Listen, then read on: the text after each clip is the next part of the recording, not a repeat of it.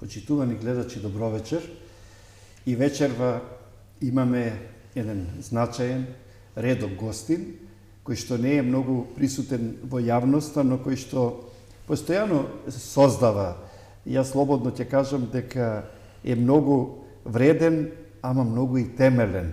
Значи не е човек што се расвола, туку човек кој што многу постапно, многу смирено, многу темелно работи. Да не должам. Југослав Петровски. Југослав Петровски е наш вечерашен гостин. Тој пред се, денеска јавноста го знае, како драмски автор, но Југослав Петровски е и романописец, тој е прозаист, но Југослав Петровски започна и како поет. Ајде Југо, бидејќи ние сме и комшии во Капиштец, живееме во ист блок на 4 згради, се гледаме, иако сме комшии, и ние се гледаме поретко, но сакам веднаш да прашам. Јас знам дека татко ти, Методи Петровски, беше од Куманова. Так. Ти си, предпоставам, роден во Скопје. Ти си скопско дете, не кумановско. Па, ајде малку да почнеме од твоите почетоци. Кога ти започна да пишуваш? Кога Југо почна да се занимава со пишување? Така. Па вака, само мала исправка, јас сум роден во Куманово, значи во Куманово си роден. Многу малку жива во Куманово, значи од самата своја младост, значи баш и детство да го помина во Скопје. Значи не си многу грешка. Значи кумановско дете си, добро. Да не ми се налутат кумановците. Нормално.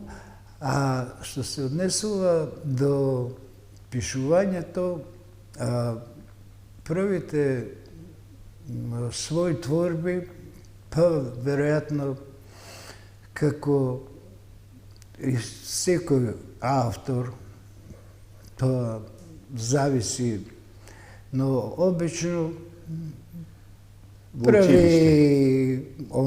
првите произнесување, што може да се вреднуваат као уметнички дела, дојда во средно училиште и беа за чудо многу прифатени. Во кое училиште учиш? Јас завршив во Карев. Никола Карев. И тоа беше више, значи, крај, кога завршуваше онаа држава, да се почува војните, се наслутува војните во Југославија. И јас, уште као средношколец, па и порано, многу читавев, многу проучував, да и го гледав општеството околу мене и ги проследував маните на тоа општество и тоа преку своето, се обидов да го направам преку своето творештво. И нели, како секој млад човек, почнав да пишувам поезија, но тоа не беше вообичаено како што е некоја љубовна поезија, него социјално ангажирана поезија која зборуваше за некои аномалии во општеството и често се случуваше да вајде имам уште од тогаш таа карма, да некои песни на школските приредби или така ми бидат забранувани да се чита, дека не се долични, на некои конкурси, што се анонимни, не знам, ќе отворат, ќе одлучат дека е најдобра песната, па ќе ќе прочита дека е моја песната, татко ми е функционер, веднаш ги површуваат, па ја поништуваат наградата и така, од секојаш така почнуваат бунтовно некако започна вакво. Но прва книга што ми излезе, тоа немав неполни 18 години, бев во војска и тогаш постоеше еден многу убав конкурс на книжевна млади на Македонија, каде баш честно, онака и анонимно се избираше по еден автор кој вакво ќе биде објавен таа година. Јас покрај тоа што пишував поезија, в средна школа имавме една направена аматерска театарска група и направивме 2 представи, ми интересираше театарот паралелно. И веќе имав напишан еден драмски текст и збирка поезија. И двете работи ги пратив на конкурсот и после ми сконтактира од Книжевна млади на Македонија, као ги отворивме шифрите, вика, едното е збирка поезија, другото е драма и на двете си и ти авторот, вика, дали може, што ти е побитно, вика, па да објавиме уште некој кој би бил вако, викам, окей, дека се објави драмски текст, паралелно да има простор да се објави една поетска збирка. И тоа беше, постоеше Млада струга, Пастуршка вечерна поезија, таму се промовираа книгите, книгата се викаше Ефтини гладиатори, книга на драми. И тоа беше едно, тоа е моите прапочетоци, да кажам. Значи, ние бирав јас драмата како род, туку нешто во мене, мислам дека драмата е специфичен книжевен род, што мора да имаш нешто во себе за да твориш драмски текст. Не се ставено во диалог е драма. И мислам дека драмата ги бира драмските писатели, а не можеш со сила да станеш драмски писател, колку да се обидуваш. Намерно те пуштив да говориш малку подолго, бидејќи лично знам дека авторите сакаат и најдобро се изразуваат низ монолог, но ти кажа неколку битни нешта. Првата, дека всушност почнуваш со опишување уште во средношколските, подоцна студентските денови, како и сите млади автори, пишуваш критички за реалноста, уште повеќе што си син на функционер, твојот татко беше функционер на Социјалистичкиот сојуз на Македонија, Методи Петровски, и најверојатно, не случајно, ти како негов син сакаш да проговориш и за другата реалност. Но, многу битно е дека ти влегуваш во македонската литература всушност со книга со драми, со Ефтини гладиатори, убаво што потсети на активностите на Книжевната млади на Македонија, бидејќи тој анонимен конкурс за едицијата Алфа навистина откри многу значајни писатели, многу значајни имиња. Таа едиција Алфа всушност беше и Алфа, ама и Омега, влез во македонската литература.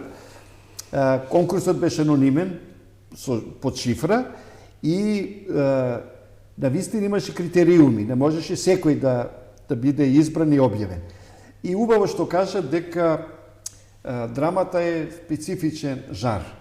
Но, кога веќе говориме, јас сакам малку и да те подсетам и тебе, твоето влегување во литературата представуваше вистински настан. Ти си скромен и нема самиот тоа да го кажеш, ама јас ќе кажам, дека веднаш беше забележан од широката литературна јавност, веднаш рекоа, еве, еден нов талент, едно ново сериозно име во македонската литература и малку и себе си да се пофалам во тој контекст, јас објавив една книга, нова европска драма, во која што од Македонија те застапив тебе. Значи не случајно, ти беше навистина нов авангарден автор. Па ајде малку за тие твои рани почетоци, каков беше тој твој влез во македонската литература? Може би си наидувал и на одредени отпори, ама јас колку што знам, во тоа време ти беше пречекан со радост и од критиката и од читателите. Во тоа време говорам. Да. Па, вака. Значи,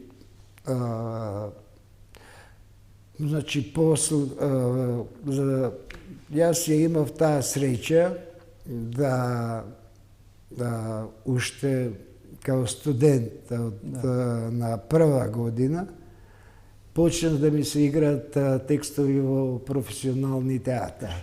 Паралелно и се објавуваат и драми, пошто моите драми се малку специфични, се и за сценска извадба, но се и онака човек да земе да ги прочита. И за читање, така. Не само за играње. Значи, прв драмски текст кој беше поставен, тоа беше во Велешки театар. Пред Делешник се постави... Вазно порцелан. Одеа текстови, значи, Диме Станковски постави една одлична комедија во Велешки театар предходно. Потоа постави јас еден авторски проект со студенти, со завршени актери. Тоа добив награда за најдобра алтернативна представа таа година. И едноставно потоа дојде еден удар невиден. Значи тоа беа турбулентни години, тоа се 93-та, 92-та, 93-та. Излезе со Горан Тренчевски во Струмица се постави Евангелие по Јуда. Так. И Евангелие по Јуда, не сакајќи тоа да биде, едноставно, веројатно, од самиот провокативен наслов, јас сакајќи во таа драма да проговорам, пошто тоа беше и тоа време, дека луѓето љубат да создаваат богови, а уште повеќе љубат да ги уриват, да ги раснуваат тие богови. Напишав една фарса, тоа ми беше исто текст од втора година на факултет, и беше погрешно разбран од некои локални вакво, имаше протести, имаше доста... Целата работа доби, се вмеша политиката и целата работа се наду и пукнах како балон, не знам, дојда година, значи, уметноста не може да се забрана, нити некој може да се меси. Значи, излеговме од едно време на едноумие и како да некој друг сакаше да се ја проба силата, дали може да влијае да забранува нешто. ако, значи, имало примери на забранување, значи, да кажеме, Евангелие по Јуда, некој рака се постави во Струмица, Да. тоа беше одличен текст, еве, 30 години минал тој текст да може да се препрочита. Сега кога би се поставил, сигурно луѓето ќе добијат друга перспектива за сето тоа. Но потоа тоа, по неа следеа еден низ на текстови како што се Килиба, како што е Змијовите заминуваат, кои беа одлично прифатени, кој главно се базира на македонската традиција, на македонскиот фолклор. Да. На мене секогаш ме интересирал македонскиот бит, коренот на ова старо тло, не само на ова, и ме интересирала мистиката, мистичните работи, сите работи да бидат погледнати од различните аспекти, дека нема само една вистина, дека едноставно релативно е нешто од аспект на драмски автор, ти можеш една приказна да раскажеш на 1000 различни начини. А потоа дојдоа, ете, тие клучните текстови, Вазна од порцелан, Елешник и Елешник. Значи, тие се два антологиски текста, сега може да кажем антологиски текста, бидејќи се проучуваат на сите факултети од низ Балканот па и пошироко. Евангелие по Јуда, Вазна од порцелан доби Шекспирова награда во Англија. Тоа е една од најбитните награди во Европа за драмски текст. А се постави прво во Англија, таму толку им беше чест што беа одушевени во текстот, сака да дури да ме задржат, да останам во Англија, како ме прими како почесен член на Друштвото на писатели на Англија. Се постави драмата прво таму, потоа тука се постави во драмски театар. После тогаш си дојде да работи на своје место со Вазна и порцелан, и потоа со Елешник, кој многу режисери, многу театарски критичари, многу љубители на театарот, да не биде ова, да се фалам сами од себе, тоа се кажува, тоа се факти, дека е антологиска драма, односно можеби најдобра драма напишана на македонски јазик воопшто. Тогаш си дојде да работите на своите места, едноставно бев застапен во... Тогаш имаше повеќе на емисии од култура и ме радува што повторно има некакво зарадуваше за емисии за култура, вестници и се. Во многу други земји се изиграат тие текстови, се изработија магистарски и докторски трудови за целокупното моје творештво, за нови работи што творев, али пред се главниот аспект и се уште главниот аспект е на Елешник и на Вазна од порцелан. Вака, ние полека ќе ги представиме овие твои книги кои што се тука, но не се тука сите книги.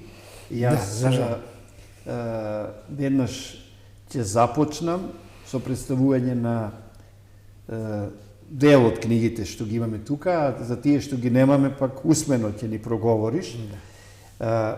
Верувам нема да заборавиме да го направиме тоа. Ќе започнеме со книгата Шут, дама и ангел или соната во Амол. Издание на Маска 2010 година. Ајде како автор, кажи ни нешто повеќе за оваа книга, за овој твој драмски текст. Тој текст помина малку во сенка на Елешник, пошто се појави истата година на фестивалот на домашна драма Војна на Чернодарицки во Прилеп, кога беше поставен во Велешки театар и го постави покојниот Диме Станковски и играше главната роја, играше покојната Лилија Вејанова. Значи, јас сум среќен што работев со Бардо, со Фати, значи, пошто многу млад лего во театар, Фатив еден голем број на бардови на македонскиот театар, као што се Ацо Снагата, Мите Грозданов, Мето Јовановски, многу луѓе кои оставија, кои се уствари камен темелник на македонскиот театар. И едноставно, кога работев со нив, кога се поставуваат тие представи, имав навистина квалитетни луѓе од кои учев. Самата оваа мол една многу еден современ текст кој од како сите мои углавном дела, од обична една приказна за една постара жена во пензија, која едноставно не може да се најде во овој свет, во свет на транзиција, на промени, едноставно живејќи во окупирана, нападната од алчни луѓе што сакат да ја грабнат све, да ја земат се, да ја купат се, што мислат дека се продава, и доаѓа на спас еден ангел кој е тука на земјата, што кога била војната меѓу ангелите, не сакала да се стави на ничија страна и остана на земјата, поистувајќи се баш со такви луѓе. И тоа е баш на тенки жици одсвиран драмски текст, со совршено создадени драмски ситуации, каде има огромни контрасти од градите обштествени апашлуци и промени што ни се случува во почетокот на од освободувањето, првите 10 години, па и до ден денес. И луѓето кои не можеа да се снајдат, и кои беа затечени, кои едноставно се распаѓаа не оти што жалеа по социјализмот, пошто не можеа да сватат дека дека има луѓе кои веруваат дека се може да се купи со пари, дека на луѓето единствен Бог им е парите, дека имат многу вредности кои не се доведу у прашање колку пари чини, дека за тоа е срамота и да се праша, а камоли да се стави на маса и да се зборува. За тоа збори главно со нашата Еве, почитувани гледачи, забележувате како авторот говори за својот текст. Инспиративно, понесено. Јас, емисијата е ограничена, ќе можеме за сите книги да говориме толку подетално, па затоа сега ќе представиме неговата книга Змијо Гуштерско распетие. Станува збор за книга во која што се објавени избрани драми од Југослав Петровски. Изданието е на издавачката куќа Маска, а тука се објавени драмите Змејовите заминуваат Килиба и Евангелие по Јуда. Веќе говоревме за Евангелие по Јуда подетално, сега можеш нешто пократко да ни кажеш за змејовите заминуваат и Килиба. Едноставно Килиба и змејовите заминуваат, ќе се обидам да ги спојам во едното, во корис на времето кое го имаме. Значи, и двата текста се инспирирани од нашите традиција, нашите митови, преданија, приказни. Змејовите заминуваат е за можеби не толку позната приказна или мит кај нас на мома која се влюбува во змеј и змеј кој се влюбува во мома и едноставно врз основа на тоа сиже, на тоа народно предание, јас градам еден драмски текст кој се случува во денешно време, каде едноставно доаѓа, значи, од обична ситуација, доаѓа до таа љубов помеѓу змејот и помеѓу обичната девојка, една забранета љубов. Значи, секоја моја драма има повеќе слоја. Некој може да ја прочита на тоа ниво дека се зборува за една забранета љубов. Ако навлеземе подлабоко, ќе го пронајдеме она мистичното, оној обид, што мислам многу успешно успева таа драма да го офатам, кога момата станува жена, кога едноставно ништата или се остваруваат, или се судира со реалноста дека со новите никогаш нема, односно змејот ќе се замине, односно змејот ќе се претвори во нешто, во чудовиште некое. А што се однесува до Килиба, тоа е базирана, тоа е многу интересен драмски текст, сите многу што повеќе се задлабочила во моето творештво, вело дека уствари тоа ми е најдобар драмски текст, дека другите се малку повеќе фаворизирани, дека не е обрнато внимание на тој текст. Тоа е базирано врз низа приказни за вампирите во Македонија. И едноставно тие приказни, тие драмски ситуации се испреплетени и е направена една мистично, да кажеме,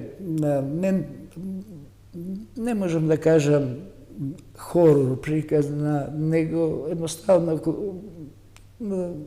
повеќе се држи до една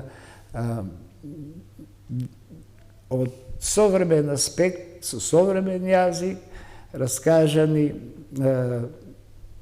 приказни за оно страното, за некои други светови кои постојат, за разни мистерии, каде едноставно живите и мртвите се испреплетуваат и доаѓа до интересни драмски ситуации и така. Продолжуваме со представувањето на книгите од Југослав Петровски. Оваа книга е со наслов Соломонов печат, а во неја се објавени Окото на ѓаволот, Елешник и Вазна од порцелан, за кои што исто така пред малку говоревме. Значи, во оваа книга ги има неговите, како што вели Југослав, или другите кои што велат фаворизирани драми Елешник и Вазна од порцелан, но и Окото на ѓаволот. Така и Окото на ѓаволот стои една одредница роман, драма. Па веднаш да кажам, покрај драмите, ти си романсиер. Така, да. Ајде нешто кажи и за твојот роман. Значи, Објавениот, ама и да. за романот што сега го Да. пишуваш, го подготвуваш. Вака. Значи, после низа драмски текстови кои се изигра овдека и во Македонија, Да. се и поради намалениот, да кажеме, интерес за домашното творештво, што веројатно се случи, пошто тука се два проблеми зашто македонската драматургија е во некаква криза. Тоа е зашто ние сме единствена земја, можеби во Европа, сигурно во светот, не знам, која немаме фестивал на домашна драма, Да. што е многу битно. И ние на слово секаде као се фаворизира домашното творештво, но Во реалноста е во поинаква. реалноста е сосема поинаква. И самиот некако се презасетив од драмата. Да, од едноставно драмските текстови. И го објави. Самиот као автор сакав да се обидам во друга форма, односно самата приказна побара друга форма и излезе романот Ноќ кога паѓа ангелите. И веднаш да кажеме, тој роман се најде во најтесен избор за наградата Роман на годината, Така. значи во трите Во трите најдобри романи таа година во конкуренција. А сега пишуваш нов роман. Да, Го сега знаеме ли насловот? Го имаш ли насловот или па или уште? Ќе го дефинираш дополнително. Не би се уште Так. би го дефинирал романот, но мислам дека овој роман, значи, бидејќи овој беше као дебитантски роман Да. и многу луѓе онака, значи, секој книжевен род да се разбереме, друго е да се пишува.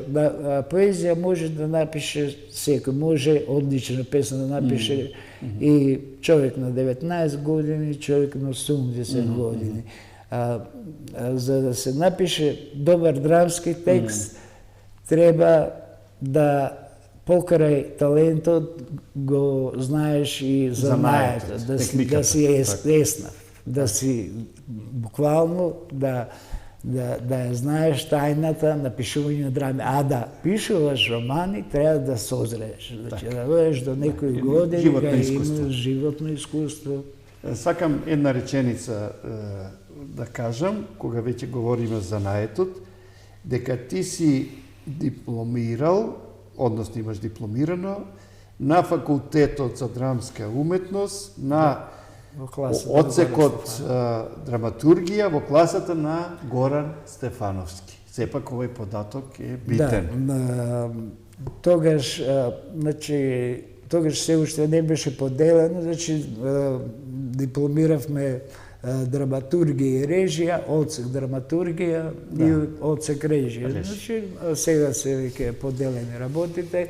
Тоа е втората класа на Горан Стефановски и од таа класа излеговме јас, Сашко Насев, претходно Дејан Дуковски, и од кога си замина, за жал, Горан Стефановски од ФДУ и од Македонија, сега и да кажеме во некои во вечноста, во некои други димензии. Едноставно е голема штета, бидејќи он е по мене камел темелникот на современата македонска драматургија, каде баш он го дефинира дека секој драмски текст, дека се што е ставено во диалог не е драма. Така. Дека пред се драмските ситуации ја прават драмата. Дека диалогот доаѓа некаде на трето, четврто место. Дека добро создадена драмска ситуација е пред се основа на добар драмски текст. Сега доаѓаме полека и убаво се надоврзуваме. Говоревме пред малку за македонска драматургија. Следната книга, што сакам да ја представиме, е Млада македонска драматургија од крајот на 20-тиот век. Составувач на оваа книга е Гоце Ристовски, а во оваа книга застапени се и Дејан Дуковски, Венко Андоновски, ти, значи Југослав Петровски, и Трајче Кацаров. Книгата е објавена на бугарски јазик во Бугарија. Потоа ќе ја представиме и твојата книга, објавена на српски јазик. Да. Наслов на книгата е Пат за петата страна на светот. Пут за пету страну света. Патот за петтата страна на светот. Објавена е во Плевлја, во Србија, во 1990 година. Станува збор за збирка поезија. твоја поетска книга. Да. Значи, кажевме, Југослав Петровски е Да. поет, Да, романсиер, започнав. односно раскажувач, Да. прозаист и доминантно, главно, Да, досега, доминантно, драмски досега, автор. Сега имаме уште една книга, пообемна книга, издание на книжителството Матица Македонска од Скопје. Југослав, во оваа книга избор на Јелена Лужина, застапени сте повеќе автори од Македонија, драмски автори, Коле Чашуле, Горан Стефановски, Русомир Богдановски, Јордан Плевнеш, Сашко Насев, Дејан Дуковски, Благоја Ристевски, Југослав Петровски, Жанина Мирчевска и Венко Андоновски. Една антологија, еден пресек на македонската драматуршка Па да. сцена. Па тука е и на И хрватски имаме уште една антологија книга. на македонска драма. Ова е антологија на новата македонска драма. Подготвена е ова антологија од професор доктор Борислав Павловски и во неа се застапени, се разбира, не истите автори, ама некои автори и Да. нормално се повторуваат. Овдека се застапени Венко Андоновски, Дејан Дуковски, Трајче Кацаров, Жанина Мирчевска, Сашко Насев и Југослав Петровски. Значи, добар дел од тие автори што беа и во Значи, таа другата книга. Битно е за Добро. оваа книга, со тоа ќе ги повржам Да, и ова да, на бугарски и ова на англиски, Да. што и ова се испечатени, да кажеме, на почетокот на така пред некои десети година, Да. кога се уште На овој век, почетокот на овој век. на овој век, да. Ова е хрватско издание, ова е бугарско издание, има чешко издание, антологија на македонска драма. Пред година дена еден словенички професор на Љубенски факултет за книжевност докторираше на целокупното мое творештво. Значи, едноставно така се гледаме македонската драма, еве која излезе ова антологија на нова македонска драма во Хрватска, тогаш излегува многу рецензии во Хрватска и дури се граничи со хвалоспеви дека Македонија убедливо има најдобра нова драматургија на Балкан, што моментално кога би ги погледнал, а тоа е само пред некои 15 или 10 години.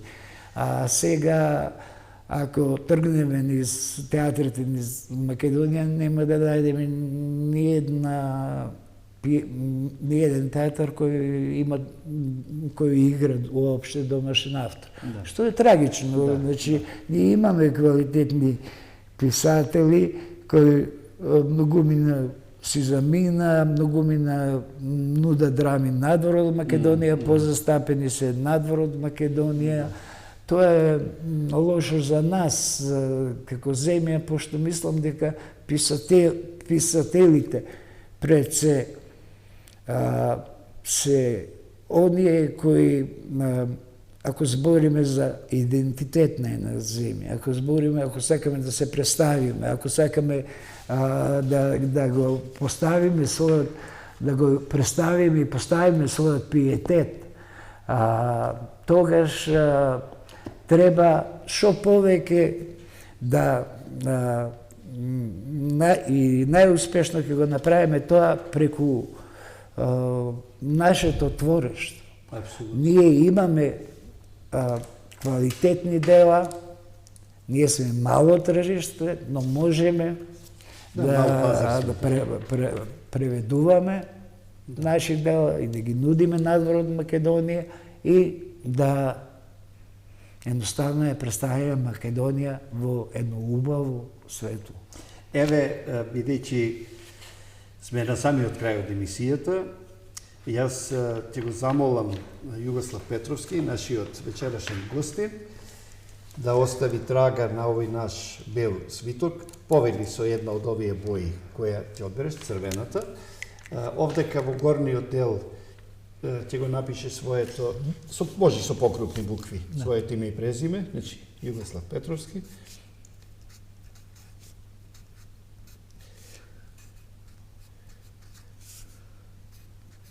Ти додека пишуваш, јас да кажам дека Југослав сега пишува, создава нов роман, но верувам дека исто пишува и нови драмски текстови. Овде датумот 23.9.2024 година.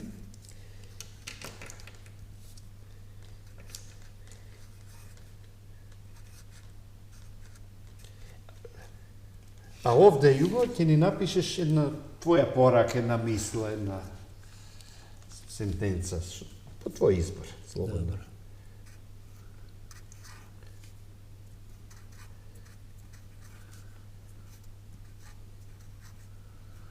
Зборот е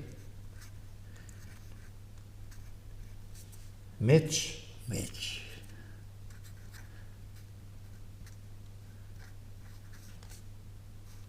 Затоа не го, значи треба да внимаваме со зборовите.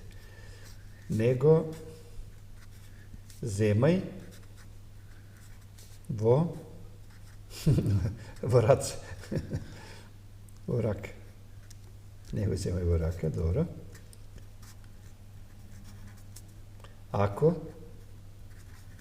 не знаеш.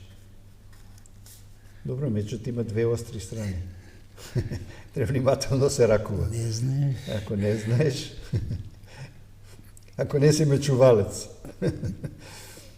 Ако не знаеш, да ракуваш. Ова е точна и сериозна опомена. Треба да се внимава со зборовите.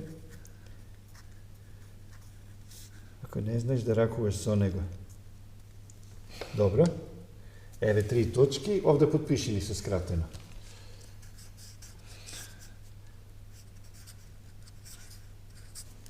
Благодарам. И еве, сакам со рака да ти честитам на сите овие твои успеси.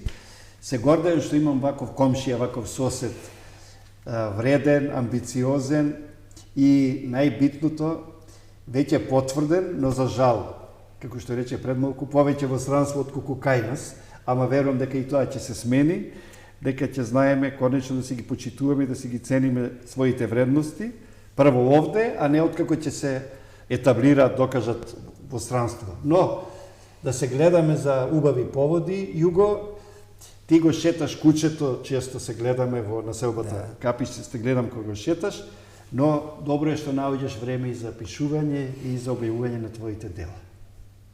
Ти благодарам за оваа емисија. За пишувањето морам секогаш да имам време.